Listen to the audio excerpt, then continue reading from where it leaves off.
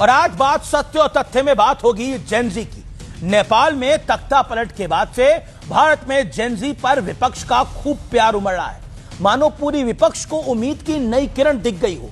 मंचों से, social media handle से सीधे जेनजी को ललकारने की कोशिशें होने लगी हैं, उनको भड़काने का प्रयास हो रहा है। फिर बिहार के चुनाव और विपक्ष की खोलती उम्मीदों पर बर्फ सा ठंडा पानी पड़ गया। लेकिन भारत के जेनजी ने विपक्ष की बात क्यों नहीं मानी? खुद प्रधानमंत्री मोदी ने आज इसकी वजह बताई और उसकी वजह सुनकर आप भी हैरान हो जाएंगे।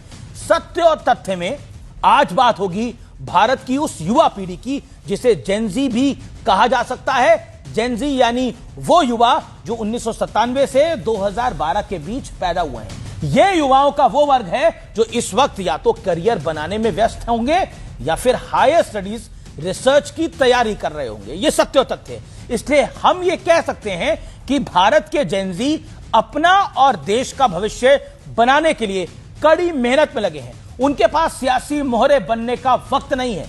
इसी साल सितंबर में नेपाल की सरकार को वहां के युवाओं ने उखाड़ फेंका था। हालांकि कुछ थ्योरीज अमेरिकन इंटरफेरेंस का भी शक जताती हैं। बेसिकली दावा किया जाता है कि अमेरिका ने नेपाल के कुछ युवा नेताओं को वहां की सरकार गिराने का काम पर लगाया था। उधर नेपाल सरकार गिरी, इधर भारत में भी कहा जाने लगा कि जो नेपाल में हुआ वो भारत में भी हो सकता है। उद्धव ठाकरे की सेना के संजय, हालांकि आजकल कई संजय खबरों में हैं, लेकिन ये संजय राउत है। तो इन संजय ने कहा, अब समाजवादी पार्टी के आईपी सिंह ने कहा, इनसे पहले उदित राज ने कहा, फिर राहुल गांधी और प्रियंका गांधी भी कह दिए।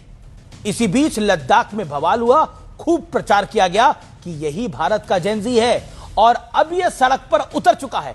इसलिए इसमें भी घोटाला हो गया है, क्योंकि आरोप लगे कि जिन लोगों ने वहां हंगामा किया था वो कांग्रेस के ही कार्यकर्ता थे, कांग्रेस के ही वर्कर्स थे।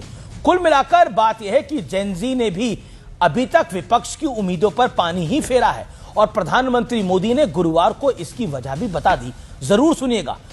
हर क्षेत्र में भारत के युवा, हमारे जेनजी नए समाधान दे रहे हैं और आज मैं दुनिया के जेनजी को भी बड़े आत्मविश्वास से कह सकता हूं कि अगर जेनजी के लिए सच्चे अर्थ में कहीं से प्रेरणा मिल सकती है तो भारत के जेनजी से मिल सकती है।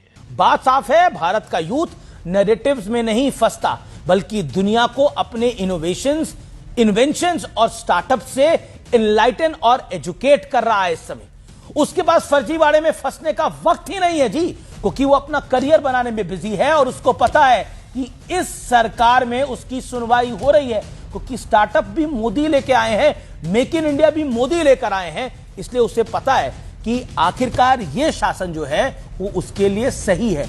इसलिए शायद जेनजी से जो उम्मीदें विपक्ष को हैं उस पर लगातार पानी पड़ रहा है, वो भी ठंडा ठंडा, कूल कूल।